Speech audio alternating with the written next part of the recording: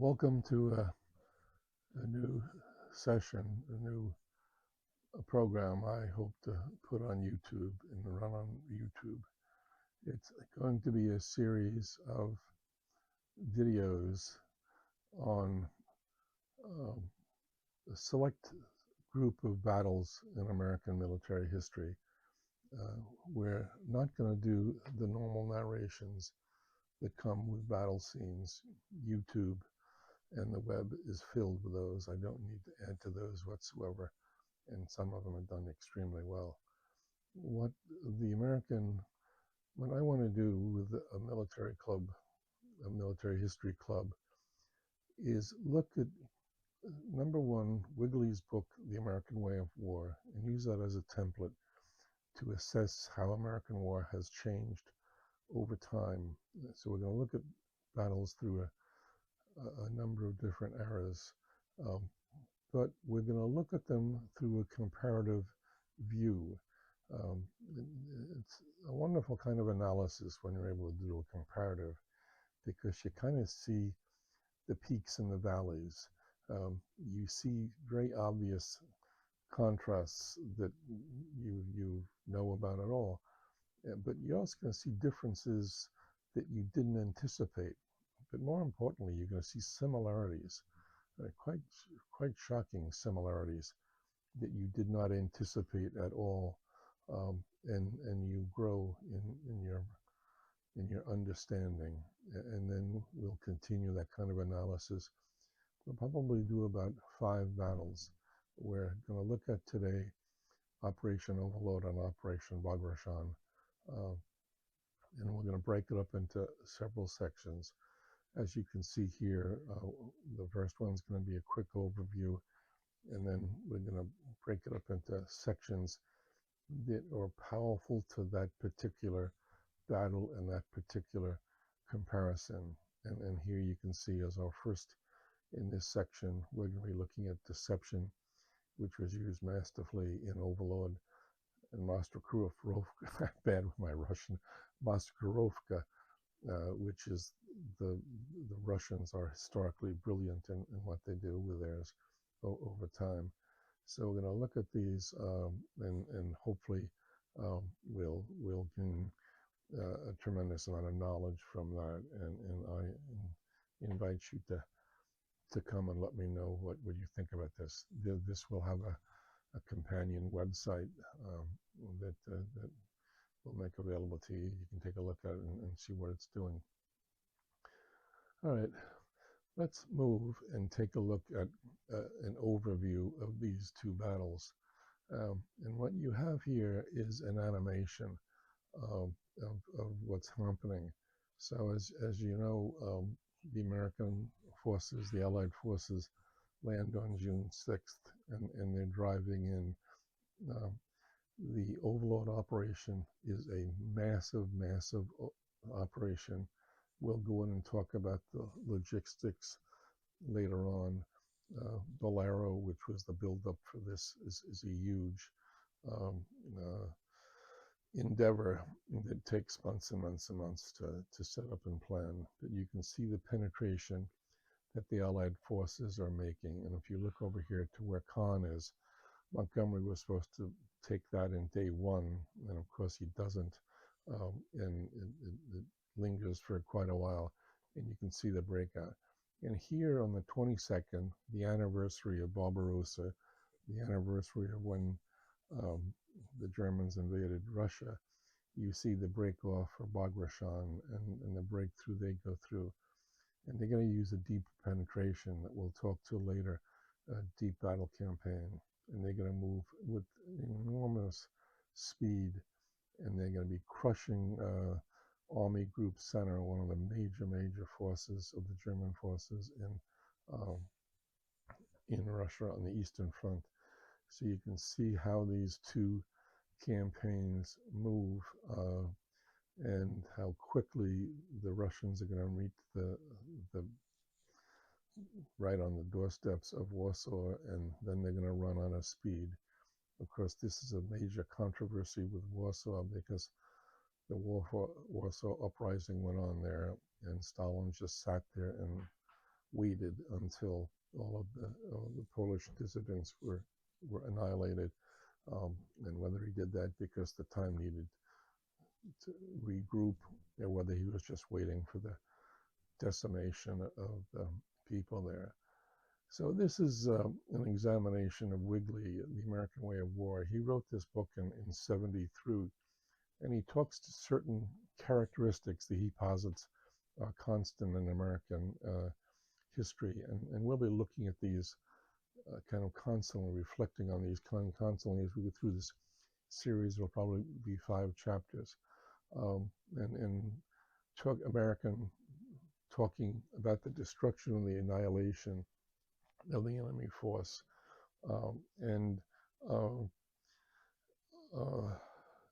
but he doesn't hit as much as some others would want on some of the political questions that are raised relative to this. But it's a good basis to use as to how he does. Chapt, again, to pronounce his name, takes great exception to some of this. And if you look at the limited wars that come in the Cold War, the Vietnam War, the actions in the Middle East, they don't fit into the matrix that Weigley comes up with. But he's still an interesting thing to take a look at. So let's jump to an overview, of a comparative view of what we're looking at here.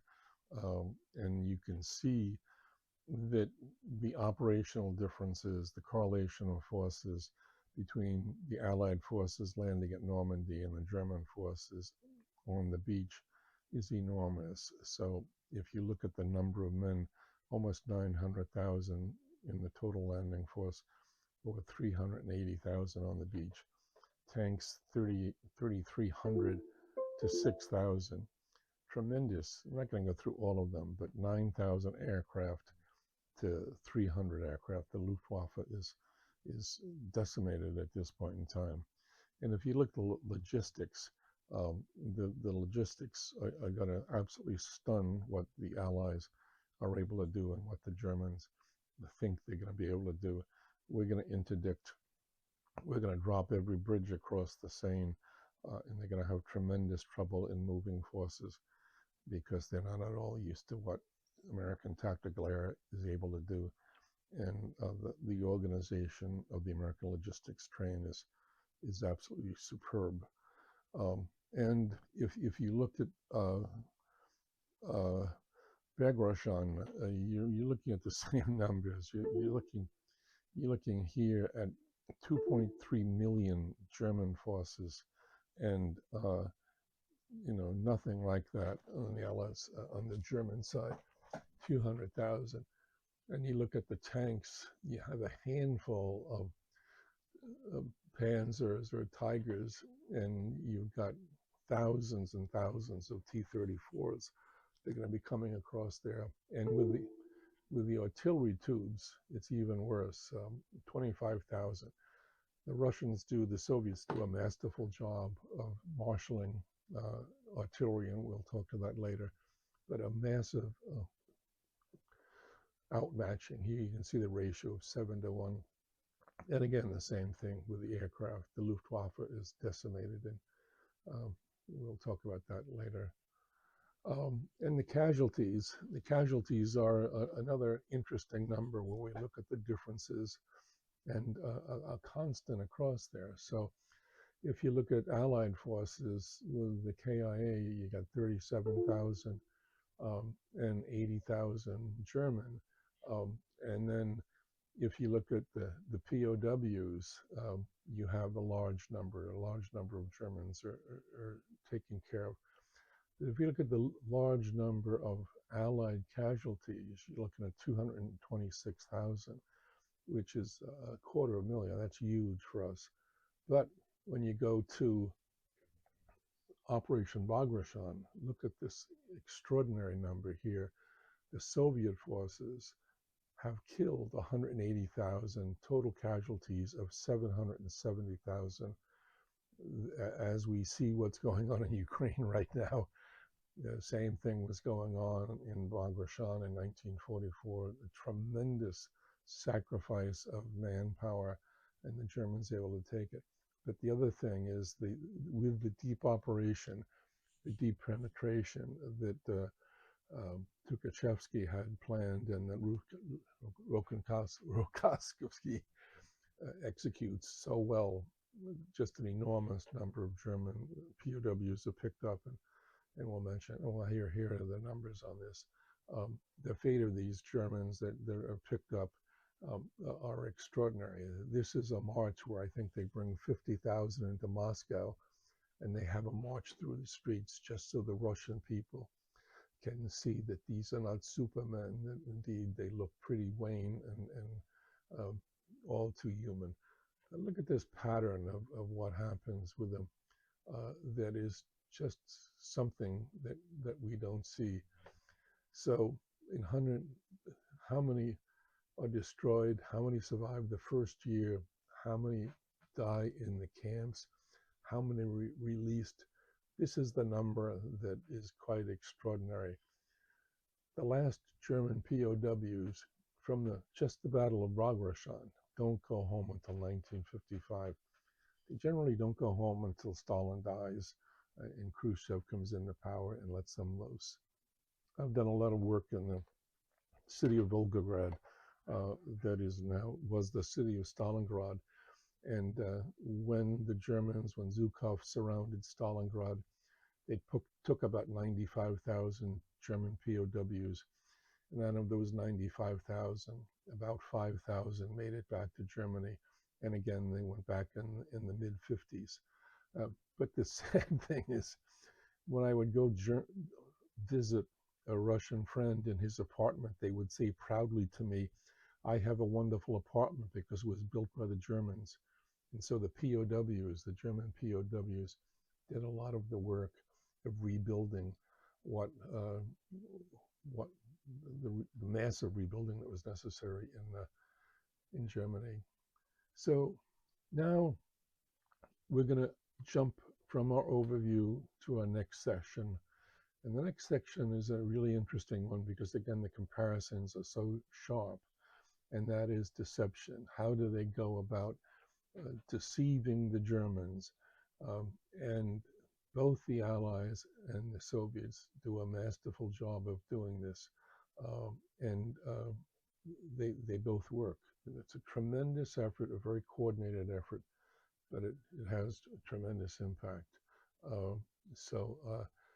The characterization you can make of this is that the Americans base theirs upon illusion, deluding the Germans, and they're successful at that. The Soviets do it by being invincible, by making their forces invisible to the Germans, and they're very successful at doing that. So this is a comical piece of the deception.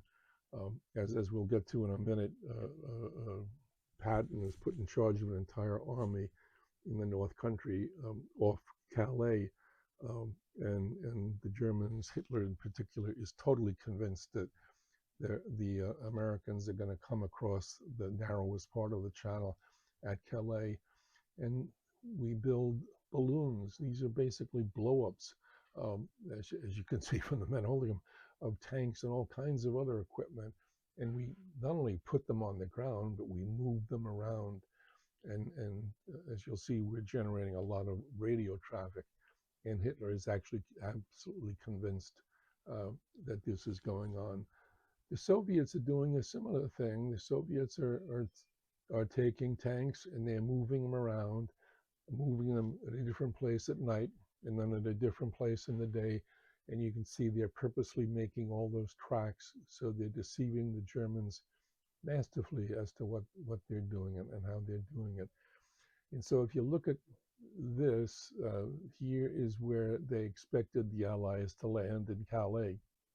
And so Hitler had fortified this enormously, and he had the 15th Army here, and he had a large group protecting here. and he refused to move that because he was so convinced Patton was going to come across here. And here's the map of Belarus, where the attack takes place up here, and Ukraine down here. And the Russians work massively to convince the Germans that the attack is going to come down here in Ukraine. And this area here is a huge marshland that's actually operated an important figure in today's Ukrainian war. And it's very, very marshy. And we'll talk about this later when we're talking about the partisans. And it blocks the Germans from knowing an awful lot, because what the Russians are doing, they're able to move reinforcements through this up north into Belarus and deceive the Germans as to what they're doing. So they masterfully use the geography and the topography of what goes on. And so it's a multi-stage process of what goes on. We talked about the inflatables. We'll talk about that before. They also do an incredible job of making up tremendous, the Allies make up tremendous fictional radio traffic going back and forth, all fictional, all nothing. With the Russians, the Soviets, the camouflage we talked about, and they know that their troops often have loose radio discipline. So in this instance, they insisted upon incredibly tight discipline of radio, so the Germans didn't pick up anything. And then, and we'll get to this again later, Patton is put in charge of the First Army Group. The Germans know that Patton is the best tactical officer in the U.S. Army, and they know about him being chastised for slapping a soldier in a hospital in I believe, Sicily, and they can't believe that a fraction that they see as mild as that would keep them from keeping a man. And so look at the number of men that the Soviets were able to conceal. So it's a huge operation on the part of them. But the deception goes on. These are inflatable landing craft that they put alongside, that they want the Germans to see. There you see how they blow up the landing craft. Here are the rooms where they're generating huge amount of fake radio traffic. And here is Garbo, one of the German Nazi agents in England. Every single agent in England was turned and was returning false news back to the Germans and confirming what Hitler wanted to hear, which was that everything's coming at Calais. And when Patton was in charge of the First Army Group, he goes all over England giving talks and has high visibility, so the Germans will pick up what he's doing. And here are the Soviets concealing and camouflaging their tanks. A lot of this camouflage comes from, this is probably in the Pripyat Marshes, and so they do the job of deceiving the Germans that way. Now, the strength that they had off of Calais was the 15th Army, and they are the ones that are held in place. And it's large, it's 250,000 men, 15 to 19 division, but they're coastal units, and the real bugaboo there is they have very little armor assigned to them, and they don't have any organic trucks or fuel storages. So even if Hitler gave the order to move, they have no mechanism to move down. And at the same time, Allied tactical air, both US and British, are decimating any traffic on the roads, and they're horrified by what's happening to them along there. So the next section we're going to go to is going to be partisan activity. So we'll go to that in our next part, and I think you'll find that interesting because of the differences of what we see there. So I'll see you in part 2.